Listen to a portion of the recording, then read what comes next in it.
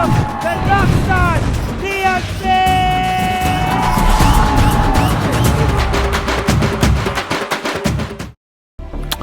வெண்ணில பாவம்டா, நம்ம மாட்டியே விட்டுருக்க கூடாது. பாவம் மகா, கோவம் இருக்குமே தவிர நல்லது கெட்டது பிரிச்சு பார்க்க தெரியல பாரு. சரி, நாம இங்க என்ன பண்ண போறோம்? நான் சொல்றேங்க, அப்படி குழந்தைய கூட்டிக்கிட்டு முதல் தடவை ஃபாரின் போயிட்டு வந்தவங்களுக்கு அவங்க என்ன வேலை பாக்குறாங்கன்னு தெரிஞ்சிரும்ல. உண்மையை தெரிஞ்சவங்க மறுபடியும் வேலை பார்க்க மாட்டேன்னு சொன்னா அவங்க இங்க குழந்தைங்க கூட இருந்த சிசிடிவி ஃபுட்டேஜ காட்டி நீதான் குழந்தைய கடத்திட்டு போய் வித்துட்டு வந்தேன்னு உன் மேல பொய்யா கேஸ போட்டு ஜெயிலுக்கு அனுப்பிடுவோன்னு மிரட்டி இந்த வேலைய ரெகுலரா செய்ய வச்சிருக்காங்களாம். இதெல்லாம் உனக்கு எப்படி தெரியுமா? ஸ்டேஷன்ல மத்த பொண்ணுங்க கிட்ட இந்த கடத்தல் தொழிலுக்கு எப்படி வந்தீங்கன்னு கேட்டப்போ அவங்க சொன்ன விஷயம் தாங்க இதெல்லாம். சரி, அதெல்லாம் சரி. ஆனா அக்கா தான் எந்த குழந்தையும் ஃபாரினுக்கு கூட்டு போலியே. அதுதான் விஷயமே. அண்ணி எந்த குழந்தையும் இங்க இருந்து ஃபாரினுக்கு கூட்டிட்டு போகல. முதல் நாள் வேலைக்கு வந்த அன்னைக்கே அவங்களுக்கு விஷயம் தெரிஞ்சு சண்டை போட்டு இங்க இருந்து கிளம்ப பாத்துருக்காங்க. அந்த நேரத்துல தான் போலீஸ் வந்து அரெஸ்ட் பண்ணிருக்காங்க. இதுவும் இங்க இருந்து சிசிடிவில கண்டிப்பா ரெஜிஸ்டர் ஆயிருக்கும்ல. அண்ணி தப்பு பண்ணலன்னு ப்ரூவ் பண்ண நமக்கு இந்த சிசிடிவி ஃபுட்டேஜ் கிடைச்சாலே போதுங்க. சூப்பர் மகா, சரியான ஐடியா தான். ஆனா ஃபுட்டேஜ் கிடைக்குமா?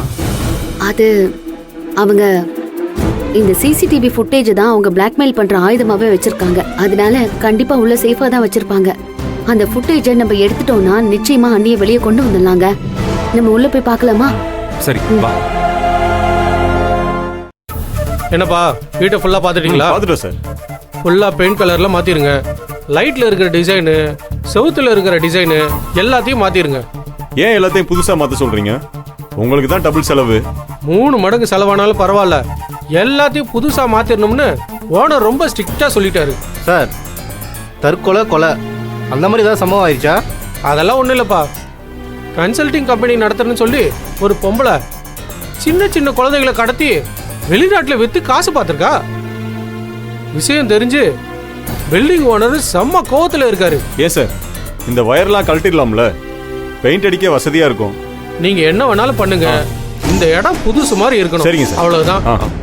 சார், எங்களுக்கு ஒரு உதவி வேணும். நீங்க யாரு? உங்களுக்கு என்ன உதவி வேணும்?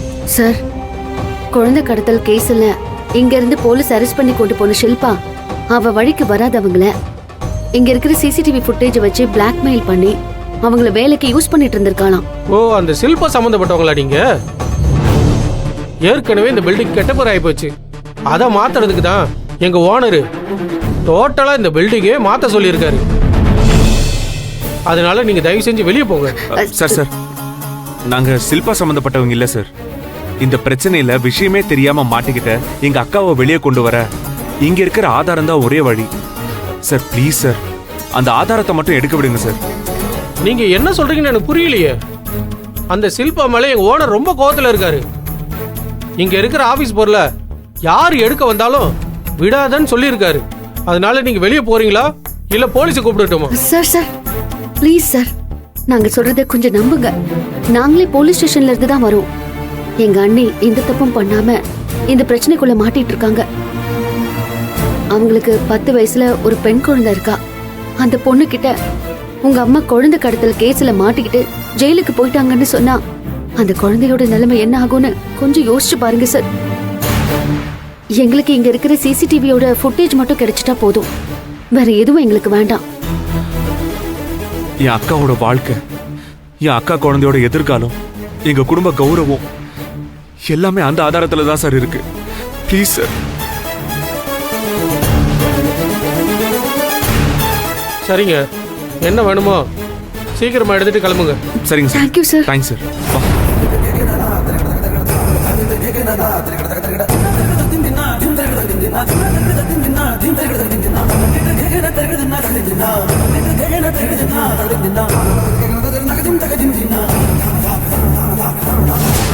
ஏங்க,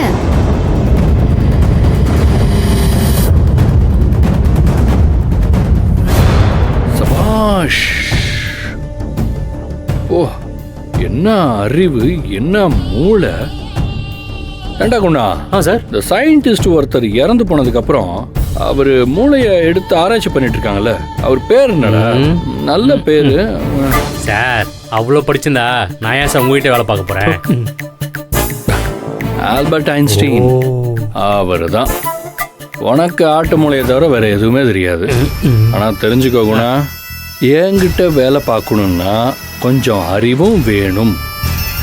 இனிமே டெய்லி உங்ககிட்ட ஜென்ரல் நாலேஜ் கொஸ்டின்லாம் கேட்பேன், புரியுதா? சார் உங்களுக்கு நாலேஜ் இருக்குல்ல, அது போதும். சார் எனக்கு படிப்பே வரன்னு தெரிஞ்சுதானே அந்த ஸ்கூல் பக்கமே போகாம இருந்தேன். அப்போ வராத படிப்பு இப்போ வந்துருவா போகுது.